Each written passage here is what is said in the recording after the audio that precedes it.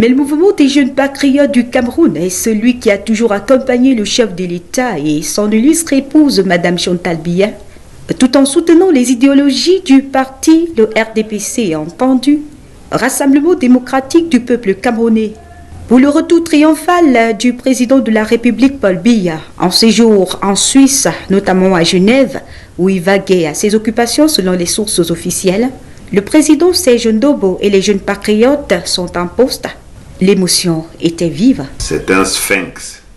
C'est quelqu'un qui est doté d'une grâce particulière qui est réservée à très peu d'êtres humains. Et c'est mal le connaître pour laisser libre cours, je veux dire, à toutes sortes de fantasmes le concernant. Il faut toujours être très prudent lorsqu'il s'agit du président Paul Biya. Contrairement aux autres militants et sympathisants du RDPC présents ce jour, les jeunes patriotes avaient leur slogan, à savoir « C'est toujours le temps de Paul Biya ». Il a été question pour nous de rappeler que c'est toujours le temps de Paul Biya.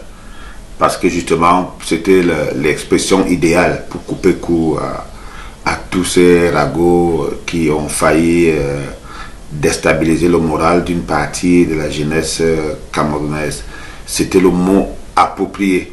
C'est toujours le temps de Paul Biya. Et puis, ça fait mal de savoir qu'il y a des gens qui s'occupent quand même d'un certain nombre de questions importantes dans notre pays, qui n'ont pas beaucoup aussi aidé à éteindre ces rumeurs.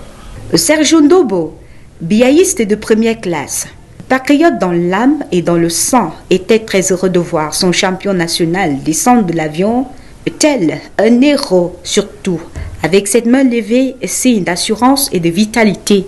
Disons que, est-ce que c'est une inspiration? Je ne sais pas, mais je pense que c'est le mot approprié, comme j'ai dit tantôt. C'est quelque chose qui vient de notre cœur.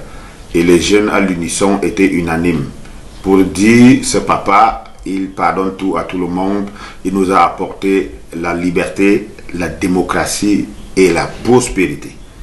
Il est normal qu'on lui rende hommage jusqu'au bout des bouts.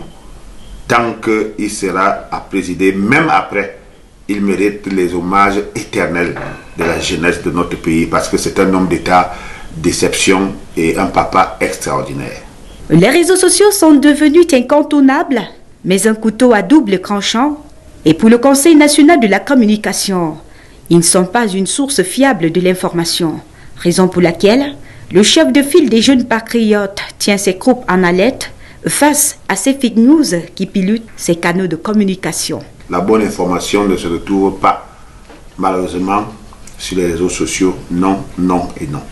Lorsqu'on va avoir une information authentique, ce n'est pas sur les réseaux sociaux qu'on va la chercher, tout simplement.